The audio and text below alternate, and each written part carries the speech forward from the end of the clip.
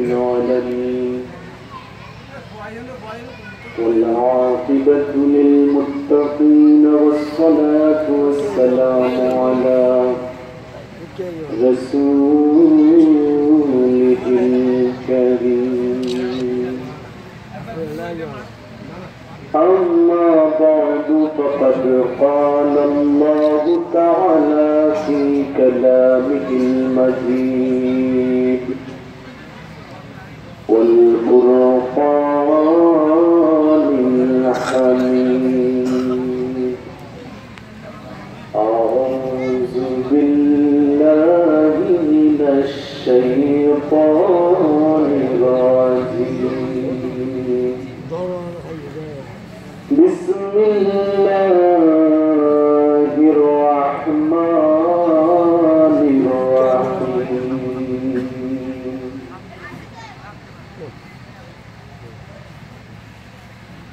يا أيها النبي إنا أرسلناك شاهدا ومبشرا ونذيرا وداعيا إلى الله بإذنه وسراجا منيرا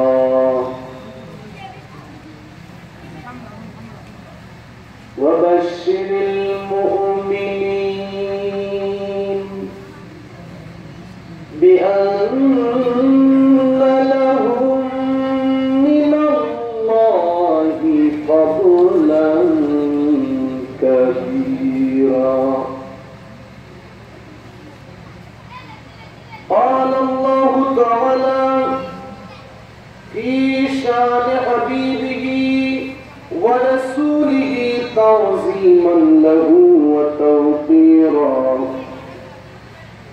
إن الله وملائكته يصلون على النبي يا أيها الذين آمنوا صلوا عليه وسلموا تسليما اللهم صل على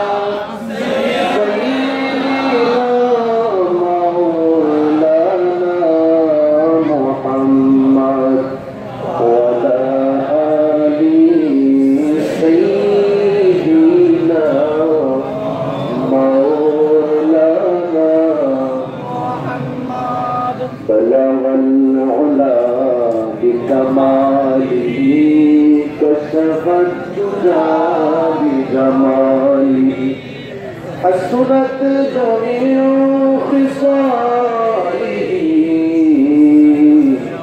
صلوا عليه وآله يا رب मेरी सोई हुई तकदीर जगा दे आके मुझे दी है तो मदीना भी दिखा दे प्यारे हाजिरी কিছু কিছু কথা যদি আমি অর্থটার নাও বুঝি তারপরেও কিছু কথা মুমিনদের অন্তরের কোরআন মনে করি যেমন সেই কথাগুলোর মধ্যে একটা হচ্ছে যে নবীর উপর যখন নাচ আবৃত্তি করা হয় নবীর উপর যখন দুরূদ শরীফের কিছু কাসিদা ছন্দ পাঠ করা হয় আল্লাহর বান্দা যারা মুমিন যারা তারা বুঝুক আর না বুঝুক এই কথাগুলো তাদের কাছে ভালো লাগে কিনা কথাটা তো নবীর শানে নাচ পড়লে উর্দু ভাষায় হোক আরবি ভাষায় হোক আপনি বুঝেন আর না বুঝেন তারপরে শুনতে মন চাইতে চায় না আর মাহফিলে এসে বক্তাগণ যখন এইগুলো পড়বেন শ্রোতাদের মনের মধ্যে আরো শান্তি লাগে যখন সাউন্ড সিস্টেমটা একটু ভালো থাকে। যে সাউন্ড সিস্টেম আপনারা রাখছেন, গতকালকে আমার দুটো প্রোগ্রাম ছিল আমাদের সিলেটে, এখন প্রত্যেকটা মাহফিলে কিন্তু সাউন্ড বক্স থাকলে একটু উপস্থিত যারা আছে এবং বক্তারা যখন বক্তব্য দেন তখন এই যে মাইকের আওয়াজটা কোথায় যাচ্ছে মনে হচ্ছে যে শ্রোতার কাছে যাচ্ছে না তেমন। আর আমি নিজেও যে বলছি একটু বলতেও একটু সমস্যা হচ্ছে। তো যাই হোক, যেহেতু আপনারা দীর্ঘ 28 বছর যাবত এই মাহফিল করে যাচ্ছেন, আপনারা তো অবশ্যই অভিজ্ঞতা আপনাদের অনেক রয়েছে। আমাকে যেহেতু দাওয়াত করেছেন, আমি এই নাচটা বৃদ্ধি করে আমি পোস্টারের সিস্টেম অনুযায়ী যেভাবে আলোচনা করতে হবে সেইভাবে আলোচনা আসবো ইনশাআল্লাহ। আর মাইকের অপারেটর যিনি, আমি একটু বলবো একটু যদি সাউন্ডটাকে আরেকটু উন্নত করা যায়, যদি সিস্টেমে করতে যদি পারেন সেটা একটু আমাকে সাহায্য করবেন আপনি। या रब मेरी सोई हुई तकदीर जगा दे, आके मुझे दी है तो मदीना भी दिखा दे। এটা কোন ভাষায় বললাম? উর্দু ভাষায়। তো বাংলাতে একটু বলি, আমি এটা খুব ভালো লাগতেছিল আমার বাচ্চারা মাগরিবের নামাজের পরে হঠাৎ দেখি কয়েক 10-15 দিন আগে তারা একটু ওই গজলটা বাজাইতেছে, তো আমরা আমাদের বাংলা করবো। হে রব আমার ঘুমন্ত তাকদীর খুলে দাও, হে রব আমার ঘুমন্ত তাকদীর খুলে দাও, চোখ দিয়েছ তবে মদিনা শরীফ দেখাও, চোখ দিয়েছ তবে মদিনা শরীফ দেখাও। सुनने की जो कुव्वत मुझे बख्शी है खुदावन, शोनार जे शक्ति दिएছ আমায় ও হে দয়াময়, তবে মসজিদ নববী শরীফের আযান শুনতে দাও না, তবে মসজিদ নববী শরীফের আযান শুনতে দাও, চোখ দিয়েছ তবে মদিনা শরীফ দেখাও।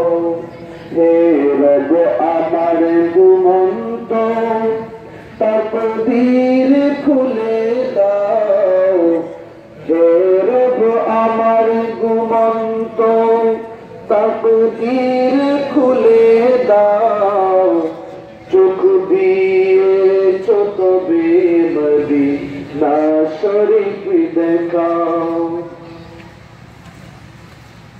হুর কি না বিলমা কি না जन्नत की तलब है, तलाश करी ना হুর গিলমা, চাই না জান্নাত, তবে কবর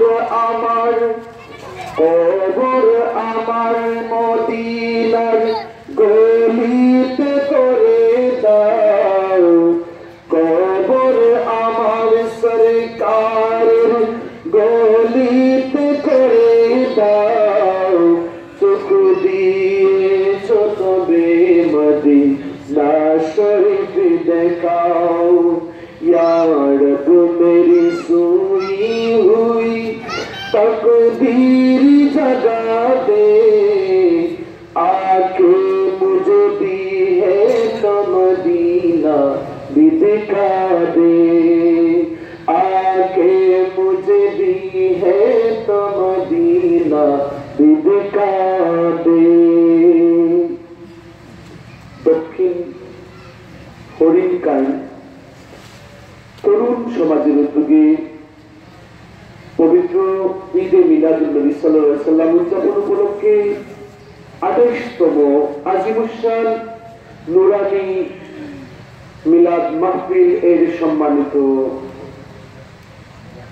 সভাপতি সাহেব, আজকের মাহফিলের সম্মানিত ওয়াইজিনে কেরাম, বিশেষ ওয়াইজ যিনি আপনাদের সামনে এতক্ষণ যাবৎ আলোচনা করলেন, কাদরিয়া তৈয়বিয়া জামে মসজিদের সম্মানিত খতিব হাফেজ কারি মাওলানা মুফতি মোহাম্মদ গোলাম কিবরিয়া সাহেব, মাহফিলের বিশেষ ওয়াইজ অধ্যক্ষ আলহাজ মাওলানা মোহাম্মদ উমর ফারুক জব্বারি আল কাদেরি, অধ্যক্ষ দক্ষিণ আশিয়া কাউসিয়া সুন্নিয়া আলিম মাদ্রাসা পটিয়া চট্টগ্রাম, আজকের সভাপতি হযরত মাওলানা মোহাম্মদ আজিজুল হক আল কাদেরি সাহেব, আমন্ত্রিত অতিথিবৃন্দের মধ্যে জনাব মোহাম্মদ শওকত মেম্বার, জনাব মাওলানা শেখান্দুর রহমান কায়সার, মাওলানা হাফেজ একরাম হোসেন আল কাদরি, মাওলানা আহম এজহারুল হক, মাওলানা মোহাম্মদ নাসিরউদ্দিন, হযরত মাওলানা সাইফুল্লাহ সাহেব, মাওলানা ইসমাইল সাহেব, মাওলানা ইয়ার মোহাম্মদ সাহেব সহ সকল সম্মানিত উলামায়ে কেরাম, সম্মানিত আমার বাবার বয়সী মুরব্বিয়ানে কেরাম, নওজোয়ান যুবক ভাই বন্ধুরা, মাদ্রাসা স্কুল কলেজ ইউনিভার্সিটিতে পড়ুয়া ছাত্র ভাইয়েরা, বাড়িতে অবস্থানরত আমার পর্দানশীল মা ও বোনেরা, সালাম শুরুতে দিয়েছি। I again welcome you all with the Islamic greeting. Assalamu alaikum wa rahmatullah. শুকরিয়া আদায় করি মহান আল্লাহ রাব্বুল আলামিনের দরবারে যে একদল তরুণদের উদ্যোগে এবং এলাকাবাসী মুরব্বী সাহেবানদের সার্বিক সহযোগিতায় আপনারা 28তম আজিমুশান নুরানি মিলাদ মাহফিল আপনারা করতে পেরেছেন। আপনাদের আয়োজনের বদৌলতে আমাকে সিলেট থেকে এখানে উপস্থিত হয়ে আলোচনা করার, আপনাদেরকে উপস্থিত হয়ে আলোচনা শোনার জন্য আল্লাহ রাব্বুল আলামিন তৌফিক দান করেছেন। আমরা সকলেই আল্লাহর দরবারে শুকরিয়া জানাই, সকলে করি আলহামদুলিল্লাহ। আল্লাহর দরবারে প্রার্থনা করি আয়োজকদের এই আয়োজন যেন আমরা হাজির যারা হয়েছি আমাদের সকলের জন্য, এছাড়া এই মাহফিলের সাথে দীর্ঘ 28 বছর পূর্ব থেকে যাদের সম্পর্ক ছিল, যারা এই মাহফিল শুরু করেছিলেন, যারা আজ দুনিয়ায় নাই, কবরের বাসিন্দা হয়েছেন, এই মাহফিল যেন তাদের রূহের মাগফিরাত হিসেবে এবং সকল ঈমানদার নরনারী যারা কবরের বাসিন্দা হয়েছেন তাদের রূহের মাগফিরাত হিসেবে যেন আল্লাহ পাক কবুল এবং মঞ্জুর করেন, সকলে বলি আমিন। তো প্রিয় হাজিরিন, আপনাদের চিটাগাং চট্টগ্রামে কিন্তু অনেক নামি দাবি হুজুররা আছে, কথা বলে ঠিক কিনা? অনেক আছে, ওনাদেরকে আমরা দাওয়াত দিই, আমাদের এখানে ওনারা জানা আলোচনা করেন। তখন চট্টগ্রাম থেকে আমি আলিমুল আমাদের শহর এখানে আসছি, বেশ কয়েকটা প্রোগ্রাম করেছি এবছর। তো আপনাদের দাওয়াত পেয়ে, বিশেষ করে আজকে আমাকে যদি দাওয়াত করলেন আমার এই ক্লাসমেট, আমি দীর্ঘ 6 বছর চট্টগ্রাম জামিয়া আহমদিয়া সুন্নিয়া কামিল মাদ্রাসায় পড়ালেখা করেছিলাম। আমার ক্লাসমেট হযরত মাওলানা মোহাম্মদ উমর ফারুক জব্বারি সাহেব, তিনি আমাকে দাওয়াত করেছেন। তো আমি যেহেতু আপনাদের এখানে আসছি, আমার কথাগুলো আপনাদের যদি বুঝতে কোনো সমস্যা হয়, যেহেতু আমি অন্য এক ডিস্ট্রিক্টের, সমস্যা যদি হয় তারপরেও আপন মনে করে যদি শুনেন তাইলে মনে করি যে কথাগুলো ভালো লাগবে। আপন মনে করতেছেন যে আমাকে আপনারা আপন মনে করতেছেন তো? আমি তো মুসলমানরা, we are all of us, আমরা তো প্রত্যেক তো একজনের আরেকজন আপন, যেখানেই থাকি না কেন, যেখানেই থাকি না কেন, বাংলার এক প্রান্তে হোক আর অপর প্রান্তে হোক, সিলেটে হোক আর চট্টগ্রামে হোক, এই বাংলাদেশে হোক, পাকিস্তানে, ইন্ডিয়ায়, আরবে হোক আর ইউরোপে হোক, মুসলমানরা তো সবাই একজন আরেকজনকে ভালোবাসারই কথা, ঠিক কিনা কথা? Because we are all Muslim. Muslim are just like one body. According to Hadith, মুসলমান হচ্ছেন কাজাসাদিন ওয়াহিদ, মুসলমান হচ্ছেন একটা বডির ন্যায়, বলেন না সুবহানাল্লাহ। According to the saying of beloved Rasulullah, আমার কামলিওয়ালা নবীজির ভাষ্য অনুযায়ী একজন মুসলমান একটা অঙ্গে চোখে যদি ব্যথা পায়, অন্য মুসলমানরা যারা তারা যেন সারা অঙ্গে ব্যথা পায়, এটাই তো মুসলমানদের পরিচয়, ঠিক কিনা কথা?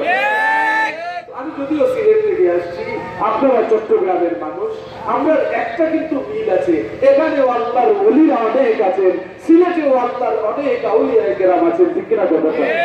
তো এখানে আমরা যারা আছি, আমরা কিন্তু নাম্বার 1 উই ক্যান সে নবীদের মাধ্যমে এই দেশে আমরা যদিও ইসলাম পাই নাই, নবীর ওয়ারিসদের মাধ্যমে, নবীর আশিকদের মাধ্যমে, নবীর প্রেমিকদের মাধ্যমে, আউলিয়ায়ে কেরামদের মাধ্যমে, সুফিদের মাধ্যমে আমরা এই বাংলাদেশে ইসলাম পেয়েছি। ঠিক কিনা কথা? যদি এই সমস্ত আউলিয়ায়ে কেরামগণ 360 আউলিয়া, শাহজালাল বলুন, শাহপরান বলুন, শাহ মোস্তফা বলুন, নাসিরউদ্দিন, সিফা সালাহ বলুন, আউলিয়ায়ে কেরাম যদি এই সিলেট অঞ্চলে যদি না আসতেন, এই দেশে যদি গোলামুর রহমান, আহমদুল্লাহ, আমানত শাহর মতো মানুষ যদি এই দেশে যদি না আসতেন, তাহলে আমরা হয়তো আজও কেউ শ্রী শ্রী অমুক জিতেন্দ্র, অমুক ভট্টাচার্য আজও হয়তো আমরা থাকতাম। ঠিক না কথাটা? আল্লাহর ওলিদের দেশে যেহেতু আমরা, তাদের কারণে যেহেতু আমরা ইসলাম পেয়েছি, সো দ্যারফোর উই অল রেসপেক্ট আউলিয়া। আমরা সবাই ওলিদেরকে সম্মান করি। ঠিক না কথাটা? ওলিদেরকে সম্মান করি।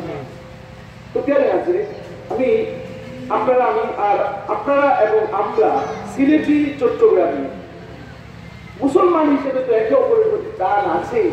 আরেকটা বিষয় যে চট্টগ্রামের মানুষ আর সিলেটের মানুষ বেশি আউলিয়ায়ে কেরাম ভক্ত। ঠিক কিনা কথা?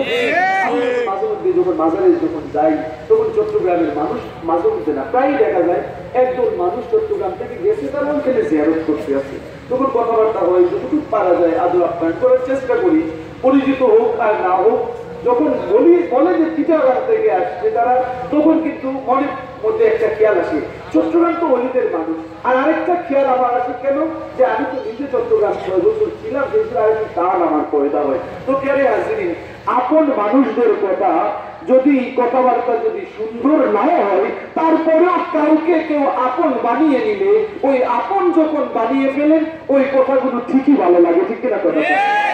আপন বানানোর আগ পর্যন্ত কিন্তু যত বড় জ্ঞানী হোক, যত বড় গুণী হোক, যত বড় হুজুর হোক, যত বড় আল্লামা হোক, যত বড় ফাহামা হোক, আপন না বানাইলে কিন্তু কথাগুলো ভালো লাগে না। ঠিক আছে? আপন করতে হবে, তখনই ভালো লাগবে।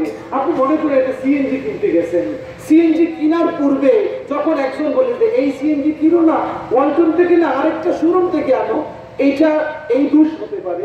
একজন ইঞ্জিনিয়ার আপনি সাথে নিয়ে যান, যাতে গাড়ি যখন কিনতে হয় এগুলো সাথে নিয়ে যান, কি জান না?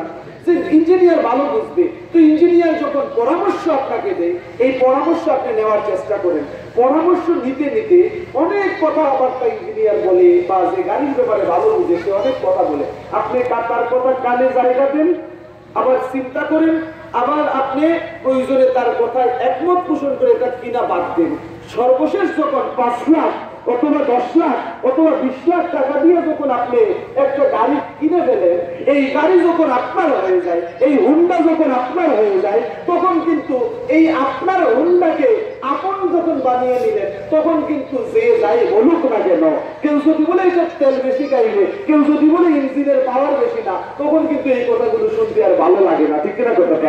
কারণ যখন আপনি 5 লাখ 10 লাখ পে করে দেন, বিলটা যখন দিয়ে দেন, আরে দাঁড়িয়ে থাকবে কেন, এটা আমার, ওতে আই লাভ ইট, এটা আমার, আমি সেটাকে পছন্দ করি। ঠিক কিনা কথাটা? তো খেয়ালে আছে আপনারা আমার, আমিও আপনাদের। তো আপন জনরা যখন কিছু আলোচনা করব, আমাকে কিন্তু জব্বারি সাহেব একটা বিষয় দিয়েছেন। বিষয়টা বলেছেন যে হুজুর আপনি একটু আহলে সুন্নাত ওয়াল জামাতের আকীদা, আমরা কোন কোন আকীদায় বিশ্বাসী আমরা, এগুলো একটু আলোচনা করার জন্য। চট্টগ্রামের মানুষটা তো আকীদার কথা তো আমরা ভালোই বুঝি। ঠিক কিনা কথাটা? তো আমি কি বুঝি, আমি লন্ডনেও থাকি, ব্রিটিশ পাসপোর্ট আমার রয়েছে, আমার ছেলে মেয়েরা তারাও ব্রিটিশ পাসপোর্টধারী। তারপরেও আমার বাবার একান্ত উদ্দেশ্য, আল্লামা সাইফুল্লাহ দিনারপুরি হুজুর, আমার আব্বা হুজুর, ওনার একান্ত উদ্দেশ্য যে লন্ডনে থাকার দরকার নাই, তুমি দেশে থাকো, দিনের খেদমত করো। সেই হিসেবে আমি দেশে রয়েছি, খেদমত করতেছি, মাঝে মধ্যে লন্ডনে যাই। তো হাজির, এই দেশে যেই পরিমাণ সুন্নিয়তের খেদমত হচ্ছে, ইংল্যান্ডে, ইউরোপে, বিভিন্ন দেশে আপনারা নেটের মাধ্যমে কিন্তু অনেক কিছু দেখতে পারবেন। দেখেন ঠিক কিনা কথাটা? অনেক হুজুররা অনেক দিনের খেদমত করে যাচ্ছে। তো আকীদা, এটার আমি বিশ্লেষণে যাচ্ছি না। আমাদের মৌলিক বিশ্বাসগুলো, আহলে সুন্নাত ওয়াল জামাতের আকীদা কি, এগুলো আলোচনা করবো নাকি? আমি কিন্তু নতুন যে সুন্নি যারা, তাদের বিশ্বাসের কথা বলছি না, আমি আমার আলা হযরতের কথা বলবো, বলেন না সুবহানাল্লাহ। আমি জালালউদ্দিন সৈয়দীর কথা বলবো, আমি খাজা মঈনুদ্দিন চিশতির কথা বলবো, আমি বাহাউদ্দিন নকশবন্দির কথা বলবো, আমি মুজাদ্দিদ আল-গিসানির কথা বলবো, আমি গরিবে নওয়াজ নয় শুধু, বাহাউদ্দিন নকশবন্দি নয় শুধু, আমি হযরত বরফির গাউসুল আজম যিনি আব্দুল কাদের জিলানী, ওনার আকীদা কি ছিল এগুলো আপনাদের সামনে একটু তুলে ধরবো। ইমামে কুসুলানির আকীদা কি ছিল, ইমাম সাদউদ্দিন তফতাজানির আকীদা কি ছিল, এগুলো আপনাদের সামনে একটু উপস্থাপন করার চেষ্টা করব। নতুন তো অনেক ধরনের বিভ্রান্তি আসতে পারে, ঠিক না কথাটা? কারণ আল্লাহ কোরআনের মধ্যে বলতেছেন, ইয়া আইয়ুহাল্লাযীনা আমানু আতিউল্লাহ ওয়া আতিউর রাসূল ওয়া উলিল আমরি মিনকুম। হে ঈমানদারগণ, আতিউল্লাহ, তোমরা আল্লাহর অনুসরণ করো, ওয়া আতিউর রাসূল, রাসূলের অনুসরণ করো, ইত্তেবা করো, ওয়া উলিল আমরি মিনকুম, তোমাদের মধ্যে উলিল আমর যারা, উলিল আমরদের অনুসরণ করো। তিনটা অনুসরণের বিষয় আমরা পাই, কিনা কথা? একটা হচ্ছে আল্লাহ অনুসরণ কাকে করা যায়, কেমনে করা যায়। উনি আমার পাশে বসা, উনাকে অনুসরণ করতে হলে উনি কিভাবে কথা বলেন, উনার চলন কি, পোশাক কি, ওইগুলো দেখে দেখে আমি উনাকে অনুসরণ করি, ঠিক কিনা কথা? আপনি কাউকে অনুসরণ করতে হলে অবশ্যই আপনি তাকে দেখতে হবে, তার কথা শুনতে হবে। কিন্তু হাজিরিন লক্ষ্য করেন, আল্লাহ যে বলেন আতিউল্লাহ, আল্লাহর অনুসরণ করো। আমি তো আমার মাবুদকে, আমার খালিককে, আমার আল্লাহকে জীবনে দেখি নাই। আপনারা দেখছেন কি জানেন? ওলি আল্লাহর ভক্ত, আমরাও ওলি আল্লাহর ভক্ত, আমরাও দেখছি না সিলেটিরা। চট্টগ্রামের আপনারা কোনদিন দেখছেন? দেখা যায় না, আল্লাহরে ধরা যায় না, ছোঁয়া যায় না, কারণ এই দৃষ্টি কোনদিন আল্লাহকে ধরতে পারবে না, দেখতে পারবে না, ঠিক কিনা কথাটা?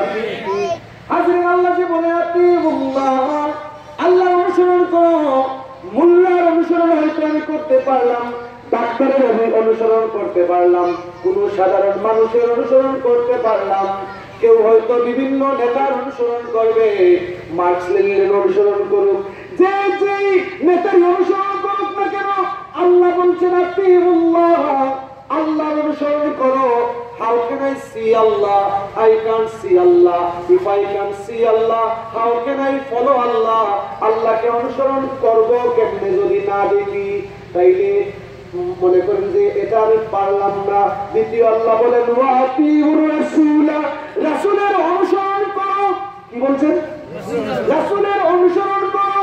এখন সাহাবায়ে কেরামরা রাসূলের অনুসরণ করতে পেরেছেন, সরাসরি সাহাবায়ে কেরামগণ আমার কামলিওয়ালা নবী, মদিনার চাঁদ, রাহমাতুল লিল আলামিন যিনি, নূর নবী যিনি, শাফিউল মুজনবিন যিনি, হায়াতুন নবী যিনি, ওই নবীকে তারা সরাসরি দেখেছেন।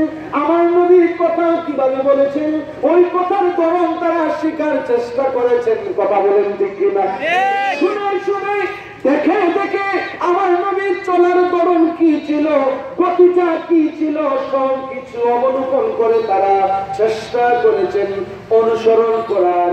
প্যারে হাজির, এখন আমরা তো সেই নবীকে দেখতে পারতেছি না, আমরা কেমনে অনুসরণ করবো? একটা প্রশ্ন জাগে কি জাগে না? আমরা তো নবীকেও দেখতে পারতেছি না, এখন অনুসরণ করবো কেমনে?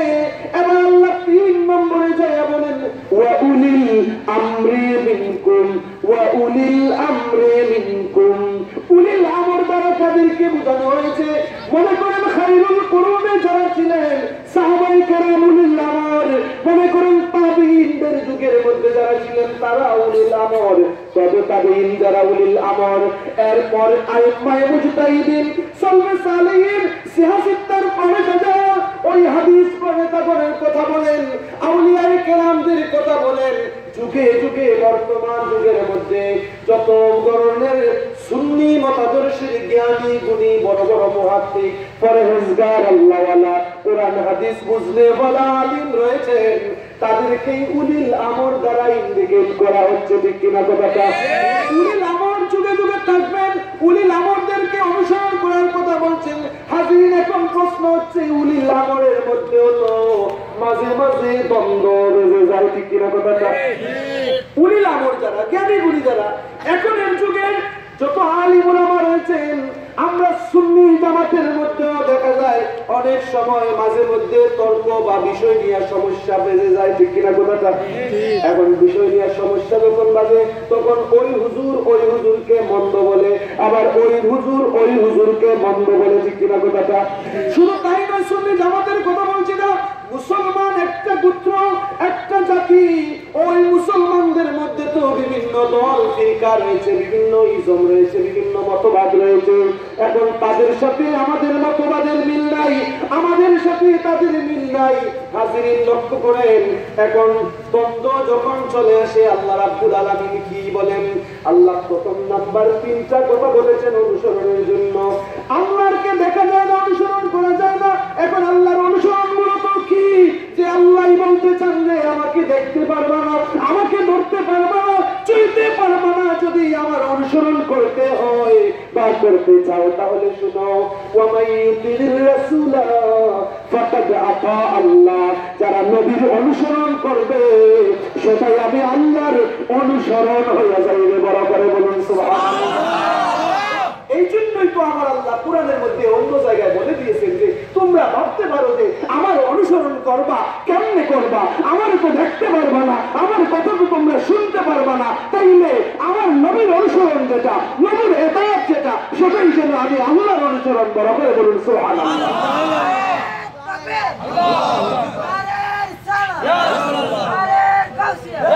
তো প্যারে হাসিন, একটু লক্ষ্য করেন, নবীর অনুসরণ সেটা যেন আল্লাহর অনুসরণ। বলেন না সুবহানাল্লাহ। জিকরুল্লাহ কি? আমরা যে জিকির করি, আল্লাহ আল্লাহ জিকির করি, এগুলা কি শুধু জিকির? সাহাবায়ে কেরামগণকে প্রশ্ন করা হলো, হোয়াট ইজ জিকরুল্লাহ? সাহাবায়ে কেরাম জবাব দিলেন, জিকরুল্লাহি হুয়া জিকরু মুহাম্মাদুর রাসূলুল্লাহ সাল্লাল্লাহু আলাইহি ওয়াসাল্লাম। আল্লাহর জিকির সেটা হচ্ছে মূলত নবীর আলোচনা। বড় করে বলুন সুবহানাল্লাহ। জিজ্ঞেস করা হলো, হোয়াট ইজ হাবলুল্লাহ? কোরআনে আল্লাহ বলেন, ওয়াতাসিমু বিহাবলিল্লাহি জামিয়া ওয়া লা তাফাররাকু। আল্লাহর রশ্মিকে তোমরা সুদৃঢ়ভাবে ধারণ করো, বিচ্ছিন্ন হইও না, দলাদলি করিও না। আল্লাহর রশি কি জিজ্ঞেস যখন করা হয়, তারা বলেন হাবলুল্লাহি হুয়া মুহাম্মাদুর রাসূলুল্লাহি সাল্লাল্লাহু আলাইহি ওয়াসাল্লাম। হাবলুল্লাহ সেটাও আমার রাসূলুল্লাহ। বড় করে বলুন সুবহানাল্লাহ। যা কিছু বুঝবেন, আল্লাহ যে নির্দেশগুলো দিয়েছেন, যে অনুসরণ, যে গুণগান, যা কিছু আল্লাহ বলেছেন করার জন্য, সেগুলো যেন নবী যখন করবেন সেটা যেন আল্লাহরই হয়ে যায়। বড় করে বলুন সুবহানাল্লাহ। নবীর করলে আল্লাহ হয় কেমনে? কারণ নবী তো আল্লাহরই বান্দা, নবী তো আল্লাহরই হাবিব, নবী তো আল্লাহরই রাসূল। সেজন্য প্রশংসা যখন আমি করি, ইয়া রাসূল আল্লাহ যখন বলি, তখন আল্লাহও আসেন, নবীও আসেন। বলেন না সুবহানাল্লাহ। হাজিরিন, আমরা যারা এখন দ্বন্দ্ব মাঝে মধ্যে আসতে পারে, বিভিন্ন দলে দলে মুসলমানের দ্বন্দ্ব আসতে পারে। আল্লাহ কি বলেন? وَإِن تَنَازَعْتُمْ فِي شَيْءٍ فَرُدُّوهُ إِلَى اللَّهِ وَالرَّسُولِ। দ্বন্দ্ব যখন চলে আসবে, প্রথম আল্লাহ বলেন আল্লাহর অনুসরণ, নবীর অনুসরণ, উলিল আমরের অনুসরণ। এবার আল্লাহ বলেন দ্বন্দ্ব যদি চলে আসে, তানাযাতুম ফি শাইইন ফারুদ্দুহু ইলাল্লাহি ওয়ার রাসূলি। দ্বন্দ্ব আসলে আল্লাহ এবং রাসূলের কথা তোমরা মান্য করো। বড় করে বলুন সুবহানাল্লাহ। তিনটা অনুসরণের কথা বললেন এই আয়াতে, কিন্তু অনুসরণ করার পর আল্লাহ কিন্তু তিনজনের কথা মান্য করার কথা বলেন না। আল্লাহ বলেন যে দ্বন্দ্ব আসলে রুদ্দুহু ইলাল্লাহি ওয়া রাসূল, অর্থাৎ কোরআনের দিকে চলে আসো। কোরআন কি বলে, ওয়াল সুন্নাহ, নবীর সুন্নাহ কি রয়েছে সেগুলো একটু তালাশ করো, দেখবা তোমাদের দ্বন্দ্ব নিরসন হয়ে যাবে। বড় করে বলুন সুবহানাল্লাহ। হাজিরিন, এবার আমরা যারা এই এলাকায় আপনারা আপনারা যারা মাহফিল সাজাইতেছেন আপনারাও সুন্নি আমিও সুন্নি, আমার আকীদা যেটা আপনাদের আকীদাও সেটা। আমার আকীদা গুলো কি? আমার আকীদা হচ্ছে 1 নম্বরে আমরা যেই নবীর উম্মত হয়েছি ওই নবী যদিও হাজার হাজার মাইল দূরে আছেন, উম্মতদেরকে নবীজি মদিনা শরীফে পাঠিয়ে উম্মতদেরকে দেখার ক্ষমতা রাখেন। রাখেন কি না? সাহায্য করার ক্ষমতা রাখেন। রাখেন কি রাখেন না? দলিল কিন্তু বেশি দিব না, কয়েকটা দলিলে 2-4টা আয়াতে দেখবেন সব যত বিষয় আছে আমরা আকাইদগত এগুলো অটোমেটিক চলে আসে। বলেন না সুবহানাল্লাহ। সকলের জন্য মোটামুটি কেউ যদি প্রশ্ন করে আপনার আকীদা নিয়ে তখন আপনি সমাধান দিতে পারবেন। এই নিরিখে আমি সহজে একটু আপনাদেরকে বোঝানোর চেষ্টা করব। সহজ কি? যে কেউ যখন জিজ্ঞেস করা হয় যে আপনি সারা রাত কোরআন শরীফ তেলাওয়াত করে কি ঘুমাইতে পারবেন, তখন আপনি কি করবেন? পারবেন? আপনি পারবেন না, ঠিক না কথাটা? এক রাত্রে ডেইলি 1 খতম কোরআন করে ঘুমাইতে পারবো আমরা? Is it possible? পসিবল না। কয়েকজন হাফিজ সাহেবদেরকে দিয়ে আমরা আমাদের বাড়িতে খতমে কোরআন পড়াই, ঠিক কিনা কথাটা? আমাকে যদি প্রতিদিন বলা হয় 1 খতম কোরআন পড়ে কি আমি ঘুমাইতে পারবো, আমি তো সেটা পারবো না। কিন্তু সহজ রাস্তা কোনটা? যে 3 বার ইখলাস করে নাও, কুল আল্লাহ শরীফ 3 বার পড়ে নাও, 1 খতম কোরআন পড়ে যেন ঘুমাইলা। বলেন না সুবহানাল্লাহ। তো কিছু কিছু মা ফাতেমাতুজ জাহরা রাদিয়াল্লাহু তাআলা কে যখন হযরত আলী রাদিয়াল্লাহু তাআলা বিবাহ করবেন, আমার আল্লাহ রাব্বুল আলামিন এর মাধ্যমে ঘোষণা দেওয়া হয়েছে নবীজির কাছে যে আপনার মেয়ে ফাতেমাকে যেন আলীর সাথে বিবাহ দেওয়া হয়। বরাবর বলুন সুবহানাল্লাহ। তো প্যারে হাজির নবীজি তাদেরকে নিয়ে সাহাবায়ে কেরামদের অনেকের মনের মধ্যে ইচ্ছা রাহমাতুল লিল আলামিন কামলিওয়ালা নবীর জামাতা হইতে। বলেন না সুবহানাল্লাহ। মা ফাতেমা রাদিয়াল্লাহু তাআলা আমাকে পাইতে। এখন নবীজি বললেন যে দেখি তোমরা কে অন্তত পক্ষে কোরআন শেষ করতে পারো, কোরআন যা নাযিল হয়েছিল এগুলো তোমরা কে পড়তে পারো। আগে প্রতিযোগিতা যখন শুরু হলো, হযরত আলী রাদিয়াল্লাহু তাআলা অনেক মেধাবী ছিলেন। মেধাবী কেমনে? কারণ আমার নবীজি নিজেই তো বলেছেন বানা মাদিনাতুল ইলমি ওয়া আলিয়্যু বাবুহা, আমি ইলমের শহর, আমি হলাম শহরের দরজা। এক সাহাবী নবীজির কাছে আসলেন, আসার পর হযরত আলীর সাথে যখন দেখা করলেন, হযরত আলী রাদিয়াল্লাহু তাআলা বললেন কোথায় গিয়েছিলেন? তিনি বললেন যে আমি নবীজির কাছে গিয়েছিলাম। তিনি আলী বললেন যে তুমি নবীজির কাছে তুমি গিয়েছো, তবে কথা শোনো, আগামীতে যদি নবীজির কাছে একবার যাও আমার সাথে তুমি 2 বার সাক্ষাৎ করবা। বলুন তো সুবহানাল্লাহ। ব্যাপারটা কি? ওই সাহাবীর মনের মধ্যে একটু চিন্তা চলে আসলো, হযরত আলী এমন কথা বলেন কেন? তিনি নবীজির কাছে গিয়া বিচার করতে হলেন, ইয়া রাসূলুল্লাহ, I came to you when I went back I met হযরত আলী। রাস্তায় হযরত আলীর সাথে দেখা হলো, তিনি বললেন আপনার সাথে একবার দেখা করতে আসলে আলী রাদিয়াল্লাহু তাআলার সাথে 2 বার দেখা করার জন্য। ইয়া রাসূলুল্লাহ, এটা কেমন ব্যাপার? নবীজি হযরত আলীকে খুঁজলেন, আলী, ও আলী, তুমি কি এই কথা বলেছো? হযরত আলী বলেন, ইয়া রাসূলুল্লাহ, না না, আমি তো বলি নাই, এটা তো স্বয়ং আপনি নবীজি নিজেই বলেছেন, এটা তো আপনি নবীরই কথা। ও আলী, কি বলছো? ইয়া রাসূলুল্লাহ, আপনি তো বলেছেন আনা মাদিনাতুল ইলমি ওয়া আলিয়্যুন বাবুহা, আমি হলাম ইলমের শহর আর আলী হলো শহরের দরজা।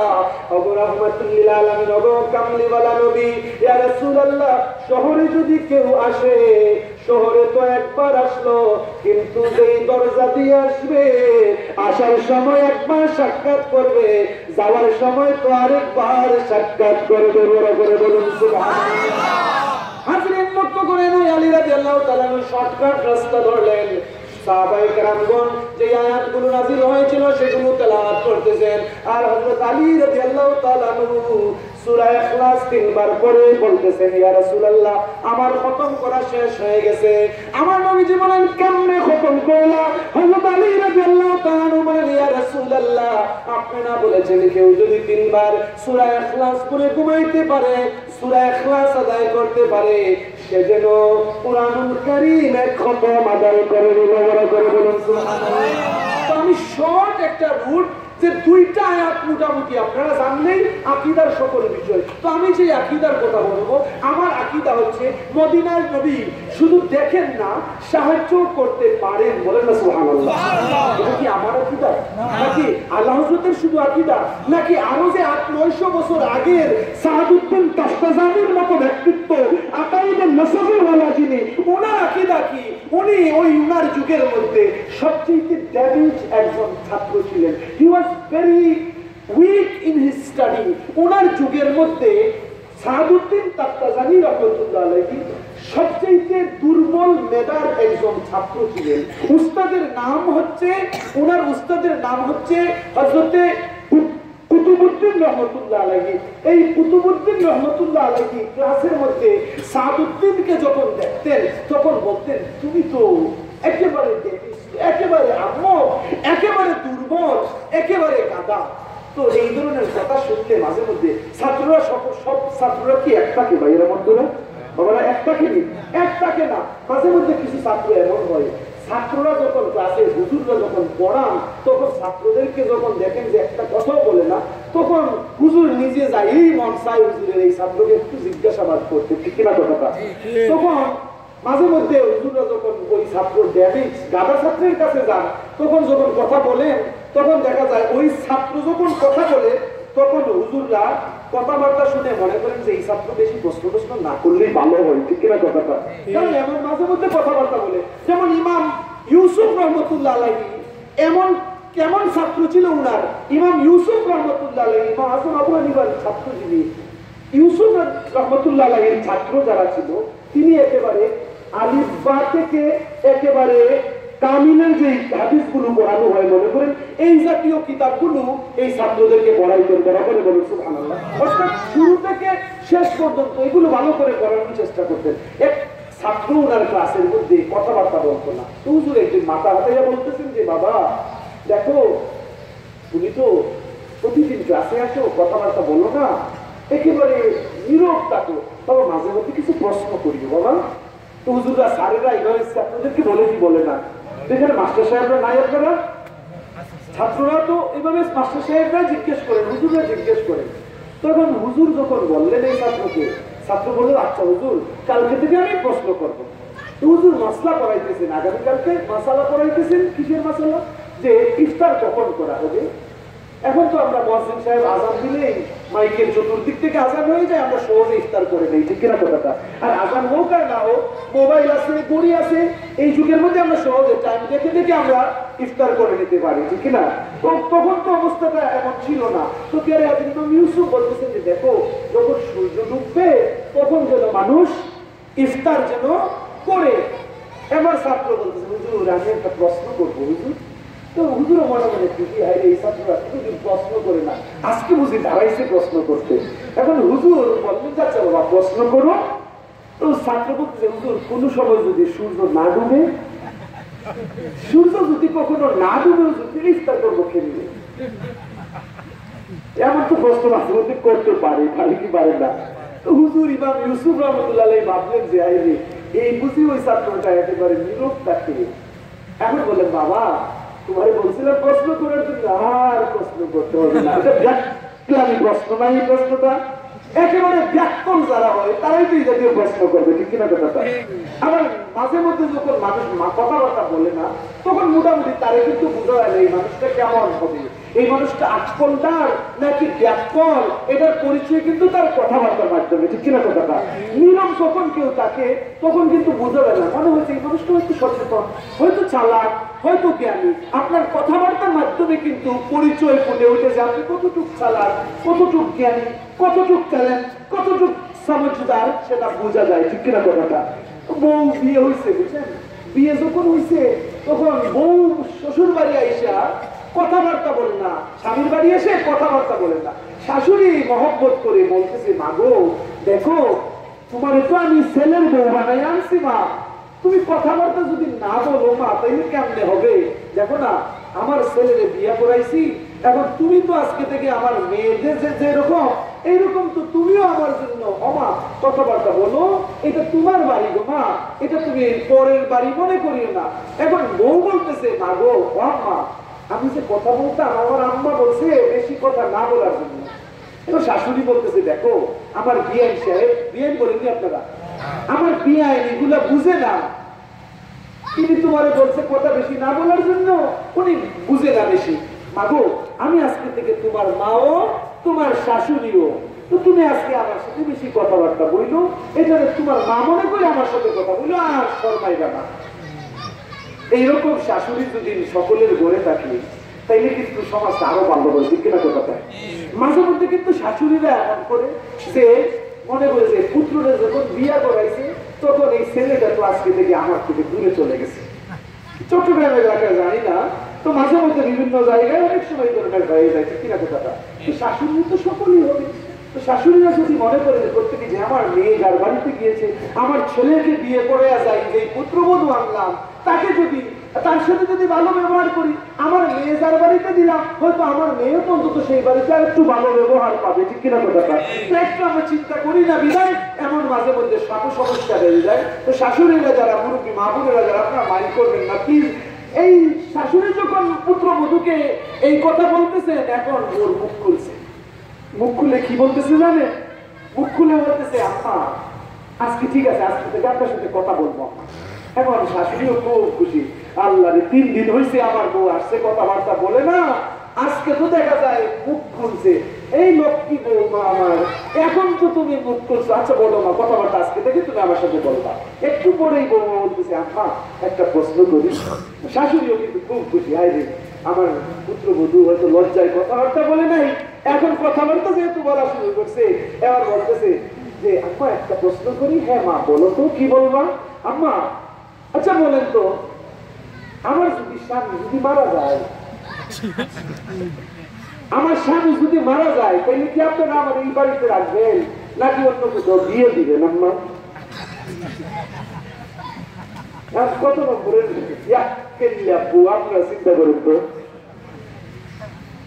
তো শাশুড়ি এখন কি বলতে, মাগো এখন না বুঝছি তোমার আম্মা আমার বিয়ে শেষ, কেন বলছিল তুমি বেশি কথাবার্তা বলার না বলার জন্য? আম্মা গো আর বলল না, আর কথাবার্তা বলার দরকার নাই।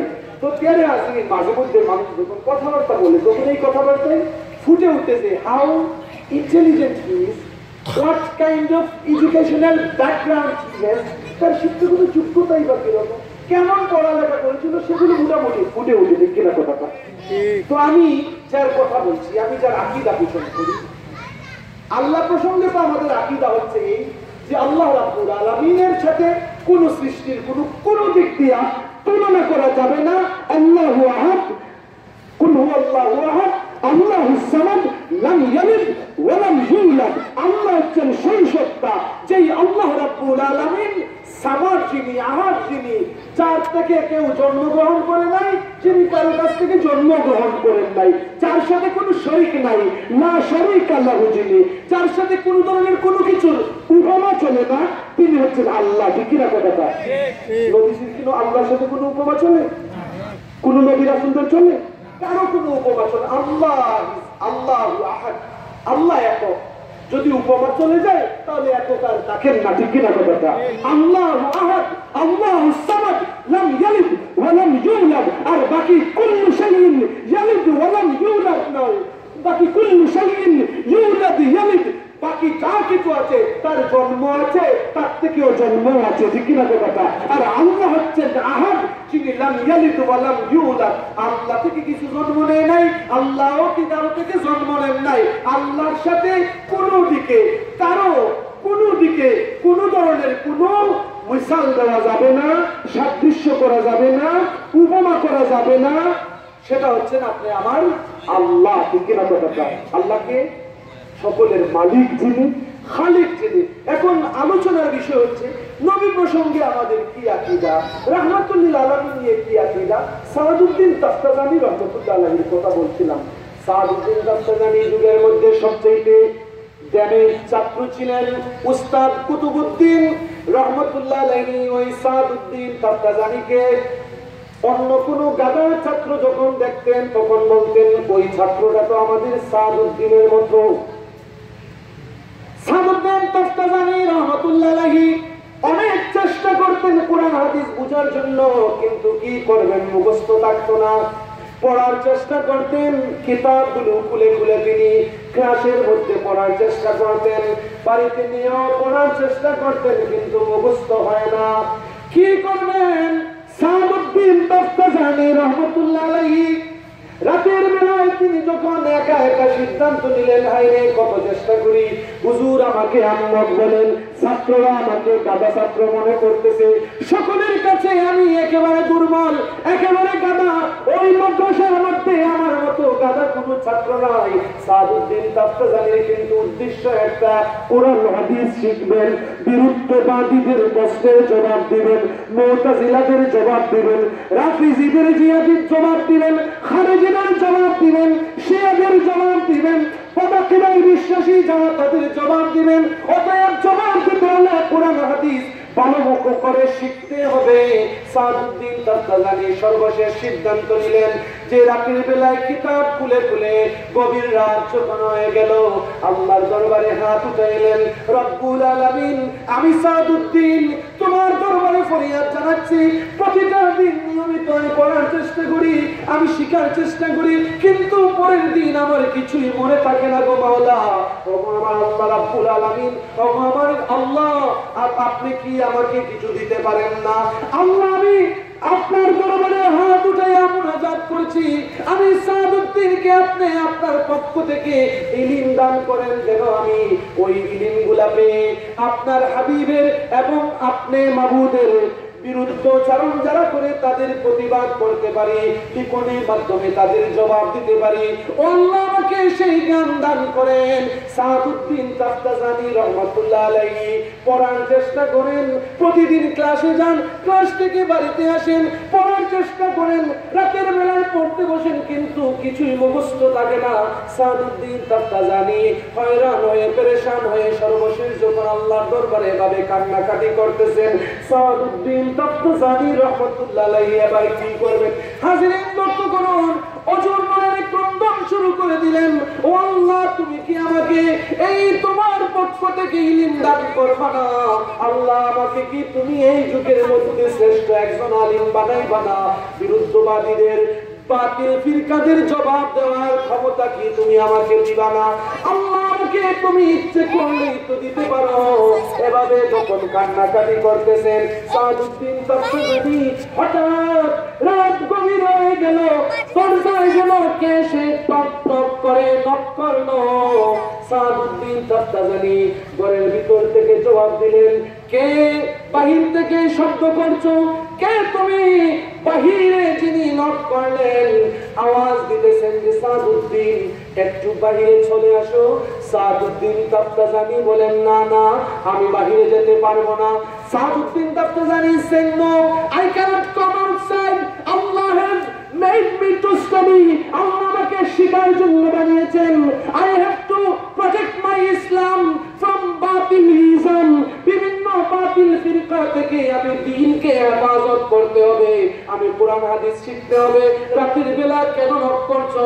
আমি বাইরে যাইতে পারবো না, ঘোরাফেরা করার জন্য আল্লাহ আমাকে বানান নাই। এখন ওই মানুষ যেন বিদায় হয়ে চলে গেলেন। সাদউদ্দিন তাফতাজানি রাহমাতুল্লাহ আলাইহি ওজুর নয়নে ক্রন্দন শুরু করে দিলেন, আল্লাহ তুমি কি তোমার পক্ষ থেকে ইলম কি আমাকে দান করবা না? সাদউদ্দিন তাফতাজানি রাহমাতুল্লাহ আলাইহি আরো কিছুক্ষণ পর আবার শব্দ শুনেন, দরজায় কে যেন এসে নক করতেছে। দরজায় যখন নক করলো, সাদউদ্দিন তাফতাজানি রাহমাতুল্লাহ আলাইহি দরজায় নক শুনে ডাক দিলেন, কে আমাকে ডাকতেছো? আমার কি আওয়াজ হলো? ও সাদউদ্দিন বাইরে আসো, একটু ঘুরাইতে যাব। সাদউদ্দিন তাফতাজানি বলেন, না না আমি ঘুরানোর জন্য আসি নাই, আমি কোরআন শিখতে হবে, হাদিস শিখতে হবে, নবীর সুন্নাহ বুঝতে হবে। বিরুদ্ধ যত ফিরকা রয়েছে তাদের প্রতিবাদ আমাকে করতে হবে, হক মানুষের সামনে তুলে ধরতে হবে। সাদউদ্দিন তাফতাজানি বলেন, যাও যাও আমাকে আর ডিস্টার্ব দিও না, যাও যাও তুমি চলে যাও। সাদউদ্দিন তাফতাজানি রাহমাতুল্লাহ আলাইহি ক্রন্দন করা বন্ধ নাই, আবারও কাঁদতেছেন। আবার যেন কে এসে দরজায় নক করলো। সাদউদ্দিন তাফতাজানি রাহমাতুল্লাহ আলাইহি তিনি এবার দ্বিতীয়বার যখন শব্দ শুনলেন, তিনি বলতেছেন, কে আমাকে বারবার ডাকতেছো? সাদউদ্দিন তাফতাজানি রাহমাতুল্লাহ আলাইহির কানে আওয়াজ আসলো, ও সাদউদ্দিন তুমি তো সারা রাত দিয়ে দিচ্ছ। আল্লাহর দরবারে প্রার্থনা করতে করতে তুমি আল্লাহর পক্ষ থেকে জ্ঞান তালাশ করতেছো। সাদউদ্দিন বাহিরে আসো। কে আপনি আমাকে ডাকতেছেন? বাহিরে আসো। আসো না, দেখো তোমার ঘরের সামনে কে হাজির হয়েছেন। সাদউদ্দিন তাফতাজানি রহমতুল্লাহ আলাইহি টেবিলে যে বইগুলো ছিল সেইভাবে রেখে দিয়ে যেন সাদউদ্দিন তাফতাজানি রহমতুল্লাহ আলাইহি ঘর থেকে ঘরের বাইরে যাবেন, গায়ে দেখেন মদিনার কামলিওয়ালা রাহমাতুল লিল আলামিন নবী সাদউদ্দিনের কাছে হাজির হয়ে গেছেন। বড় বড় বলুন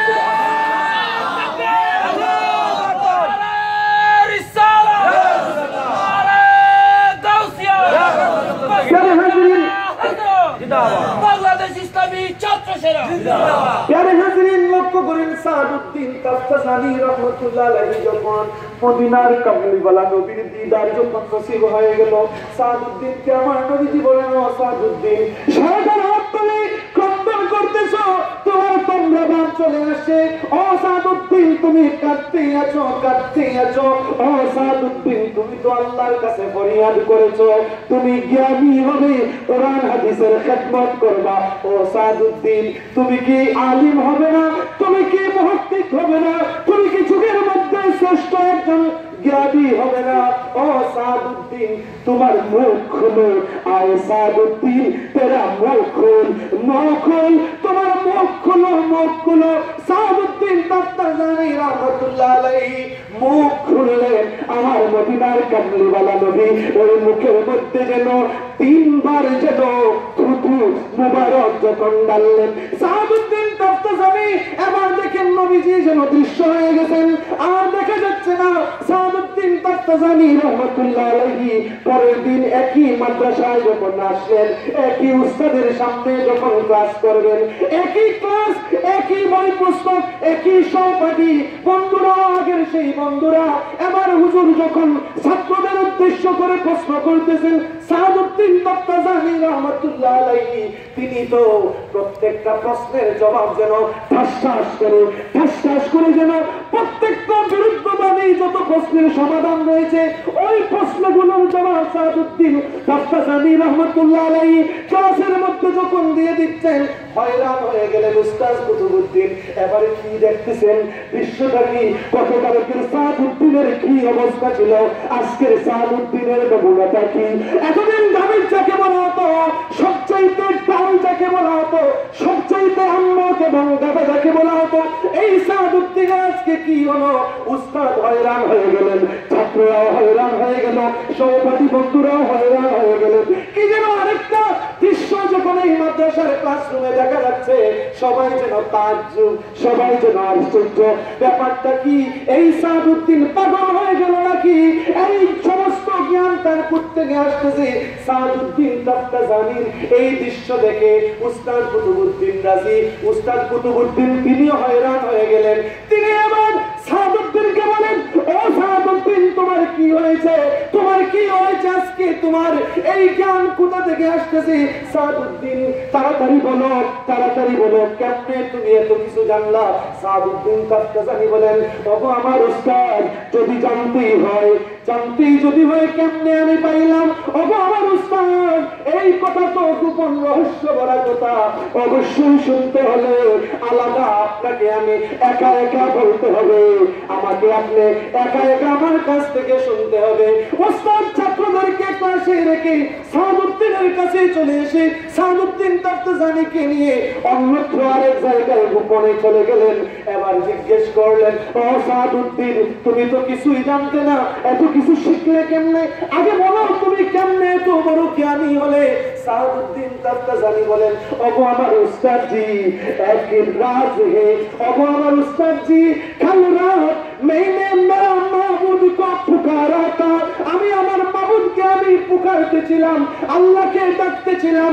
মদিনা থেকে যে ইলম মন্থন করা হয়, যত কিছু যেখান থেকে পাওয়া যায় আল্লাহ তো দান করেন, ওই দানটা তো মদিনার কামলিওয়ালা নবীর কাছে কাছে দান করেন, বন্টন যেই নবী করেন ওই নবীর বন্টন থেকে আমি পেয়েছি। ওগো আমার উস্তাদ, গতকালকে আমি আল্লাহর দরবারে কাঁদতেছিলাম, হঠাৎ যেন কে সে আমারে বলল যে সাদউদ্দিন দরজা খুললাম। কবিতার ভাষায় এক মাহে মদন নুরানি বদন नीची नजरे सबके खबरे, एक माहे मदन नूरानी बदन नीची नजरे सबकी खबरे, सुना के सुखन दिखा के तबन पूछ गई मेरा फंडमंतल। प्यारे हाज़रीन, सादउद्दीन बोलतेছেন মদিনার কামলিওয়ালা নবী রাহমাতুল লিল আলামিন নবী যিনি আল্লাহু ইউতি ওয়া আনা কাসিমুন, আল্লাহ হচ্ছেন দাতা। নবীজি বলেন আল্লাহু ইউতি, এই নিসবতি দিয়া অন্য কাউকে আল্লাহ দান করেন না। আমার নবীজি মখসুস করে বললেন আল্লাহু ইউতি, আল্লাহ হচ্ছেন দান করেন। আমি নবীকে বললেন সুবহানাল্লাহ, আল্লাহ শুধু দান করেন এই কথা নয়, আল্লাহু ইউতি, আল্লাহ শুধু আমি নবীকে দান করেন। ওয়া আনা কাসিমুন, আর আমি নবী এই দানগুলো রাহমাতুল লিল আলামিন হিসেবে সকলের মাঝে বন্টন করতে থাকি। বড় করে বলুন সুবহানাল্লাহ। তাকবীর, আল্লাহু আকবার, ইয়া রাসূলুল্লাহ, তাওসিয়া, আহলে সুন্নাত ওয়াল জামাত জিন্দাবাদ। যারা হাজিরিন লক্ষ্য করুন, তিনি যখন এই কথা বললেন, সাদউদ্দিন তাবতাজানি যখন এই কথা বললেন, ওগো আমার উস্তাদ কুতুবউদ্দিন, ওগো আমার উস্তাদ, গত রাতে আমি যখন কাঁদতেছিলাম, আমার মদিনার কামলিওয়ালা নবী আমার জবানে যেন দেখলাম তিনবার থুতু মুবারক নিক্ষেপ করেছেন। তারপরে যেন আমি, আমার কাছে যেন দুনিয়ার সকল জ্ঞান যেন অমনিতেই যেন আমার কাছে অটোমেটিকলি যেন আমি সব কিছু যেন অলৌকিক ভাবে দেখতে পারলাম, আর এগুলো যেন আমার অন্তরের মধ্যে স্থান পেয়ে গেল, আমার আপনি যেন সেগুলো জায়গা হয়ে গেল। বড় করে বলুন সুবহানাল্লাহ। এবার উস্তাদ কুতুবউদ্দিন আবার কি করবেন, পাগল যেন হয়ে যাচ্ছেন, তিনি ফরিয়াদ শুরু করলেন, আল্লাহ আফসোস লাগে যদি আমি আম্মক হতাম, সাদউদ্দিনের মতো যদি আমিও বুকা হতাম, আমিও যদি জানের ছাত্র হতাম, ও আল্লাহ তাইলে শুধু দুঃখ থাকতো না, আমিও এভাবে তুমি মাবুদকে ডাকতে থাকতাম, ও আল্লাহ তোমারে আমিও ডাকতাম, আর মদিনার কামলিওয়ালা নবী এসে আমি কুতুবউদ্দিনকেও সাদউদ্দিনের মতো জ্ঞান দান করে দিতেন। বড় করে বলুন সুবহানাল্লাহ। मेरे करीम से घर पतरा किसी ने मांगा, मेरे करीम से घर पतरा किसी ने मांगा, बोलें ना, मेरे करीम से घर पतरा किसी ने मांगा, मेरे करीम से घर कतरा किसी ने मांगा, दरिया बहा दिया है दूर में बहा दिए, उनकी महक ने दिल के ऊंचे खिला दिए, उनकी महक ने दिल के गूंचे खिला दिए। सादउद्दीन ताबताजानी रहमतुल्लाह अलैहि, how did he become so prominent and highly intelligent in Muslim Ummah? All Muslim Ummah say Saduddin is that person who we follow. Amra Sunni Jamater jara, Amra Imam Saduddin Taftazani Rahmatullah Alayhi ke অনুসরণ করি। He is our leader. আল্লাহ হযরতের যে আকীদা ইমাম সাদউদ্দিন তাফতাজানিরও সেই আকীদা রয়েছে। বড় করে বলুন সুবহানাল্লাহ। আল্লাহ হযরতের যে আকীদা, এটা তো কেউ কেউ আমাদেরকে এই যুগে বলতেছে আমরা বেরেলি, আমরা রোজাখানি, আমরা এই হয়ে গেলাম। আরে এটা কি শুধু আল্লাহ হযরতের আকীদা? নবীজি দিতে পারেন, নবীজি দেখতে পারেন, নবীজি হাজির নাজির, এটা কি শুধু বেরেলিদের আকীদা? এটা কি ভারতের ইমাম ইশক ওয়াল মুহাব্বত ইমাম আহমদ রেজা খানের আকীদা? নো নো, এটা শুধু আলাদা আকীদা নয়, এটা আমরা সুন্নিদের আলাদা কোনো আকীদা নয়। সাহাবুদ্দিন দাস্তাজানিকে জিজ্ঞেস করেন, ইমাম কুস্তুলানিকে জিজ্ঞেস করেন, ফখরুদ্দিন রাজিকে জিজ্ঞেস করেন, ইমাম আনুসিকে জিজ্ঞেস করেন, ইমাম ইসমাইল হক্কিকে জিজ্ঞেস করেন, ইমাম নবহানিকে জিজ্ঞেস করেন, যাকেই জিজ্ঞেস করবেন, গাজ্জালিকে জিজ্ঞেস করেন, যেখানেই যাবেন দেখবেন আমরা যে আকীদা রাখি তাদের সকলেই ইমাম আজমকে জিজ্ঞেস করেন, ইমাম শাফিঈকে জিজ্ঞেস করেন, ইমাম আহমদ বিন হাম্বলকে জিজ্ঞেস করেন, ইমাম মালিককে জিজ্ঞেস করেন, তাবেঈনদেরকে জিজ্ঞেস করেন, তাবেঈন আইম্মা মুজতাহিদিন আউলিয়ায়ে কেরামদেরকে জিজ্ঞেস করেন। আমরা সুন্নিরা যে আকীদাগুলো বিশ্বাস করি, যে আকীদা রাখি, এই আকীদাগুলো সাহাবায়ে কেরামদের আকীদা ছিল। সেজন্য মানা আলাইহি ওয়াসহাবি, মানা আলাইহি ওয়াসহাবি, নবীর যে বিশ্বাস ছিল, এই বিশ্বাস ছিল সাহাবায়ে কেরামদের। আর এই বিশ্বাসগুলো ধারণ করেই আমরা সকল নেককার আউলিয়া সহ যারা যারা রয়েছেন তাদের অনুসরণ মাত্র আমরা করছি। সেই জন্য আমরা বলছি আমরা সুন্নি, ঠিক কিনা কথা? তো প্রিয় হাজিরিন, একটু লক্ষ্য করুন সুন্নিদের আকীদা কি। সুন্নিদের আকীদা নবীজি সকলের আগে আইছেন দুনিয়াতে, ঠিক কিনা কথা? নবীজি সকল সৃষ্টির আগে সৃষ্টি হয়েছে, এটা হলো সুন্নিদের আকীদা। তারা যারা বিশ্বাস করেন, আমি এগুলো বুঝাইতে পারবো না, কারণ আমার আল্লাহ একটু জ্ঞানও দেন নাই। নবীজি চাইছেন, অনেক চেষ্টা করছেন, আবুল আহাব তো দাওয়াত দিচ্ছেন। কেউ যদি মনে করে যে যতই দলিল দেয় হুজুররা আমরা বুঝতে চাইবো না, তাইলে তো বোঝানো সম্ভব নেই বলেন তো। মাঝে মধ্যে এমন হয়, কেউ বলেছে এই যে মিলাদুন নবী নাম দিচ্ছেন না আপনারা, মিলাদুন নবী জায়েজ না। যদি কেউ জায়েজ প্রমাণ করতে পারে, ওই দলের একজন বললো আর কি, যে জায়েজ যদি প্রমাণ করতে পারে তাহলে আমরা সব সম্পদ ওই হুজুরে দিয়ে দিব। এই কথা যখন বহু শুনলো, ওই যে ব্যক্তি বললো জায়েজ প্রমাণ করতে পারলে সব সম্পদ দিয়ে দিবে, ওনার স্ত্রী যখন শুনলেন এই কথা, তিনি বললেন, অবশ্য আমি কি বললাম, তুমি তোমার সব সম্পদ মিলাদুন নবী জায়েজ প্রমাণ করতে পারলে, অথবা নূর নবী জায়েজ প্রমাণ করতে পারলে, ইলমে গায়েবের খবর রাখেন নবী, যেগুলো জায়েজ প্রমাণ করতে পারলে সব সম্পদ দিয়ে দিবা। আমাদের প্রতি একবারও বাঁধলো না। সব সম্পদ যদি দিয়ে দেও তাইলে পরিবারের অবস্থা কি হবে? তোমার ছেলে মেয়ে আছে, তাদের জন্য কি রাখবা? এ কি বললা? সমাজে তো অনেক জ্ঞানী গুণী আছে যারা প্রমাণ করতে পারবে, পারবে কি পারবে না? প্রমাণ করতে পারবে। ওদের কি বলছো? এবার স্ত্রীকে বলতেছে, অগো শুনো, আমি যে বলছি এই কথা যে সব দিয়ে দিব, হুজুররা মানে যতই দলিল একটা, যতই বুঝানোর চেষ্টা করুক, আমি বলবো বুঝছি না। আমি যখন বলবো বুঝছি না, তাইলে কি আর আমার সম্পদ দেওয়া লাগবে নি বলো তো? এবার স্ত্রী বলছে, ও তোমার বুঝি এই আক্কল, বুঝি তোমার, আল্লাহ রে কত যে আক্কল হয়েছে তোমার। এবার স্ত্রী বুঝছে। তো কেউ যদি মনে করে যে আমি দলিল দেওয়ার পরেও যারা ওয়াজ করতেছে বা অন্যজন তাদের আকীদা রাখে না, তারা যদি মনে করে যে বুঝতে চায় তাইলে বোঝা সম্ভব। আর যদি কেউ মনে করে ওরা বলতে থাকুক, আমি তো বোঝার দরকার নেই, কারণ আমি বাপ দাদা থেকে যেতে পাইছি, ওইটাই ধারণ করবো, তাইলে কিন্তু সম্ভব না, ঠিক কিনা কথা? আর মানুষ তো আল্লাহ মানুষকে হুঁশ দিছিল, এখন মানুষ যা করে বেহুশে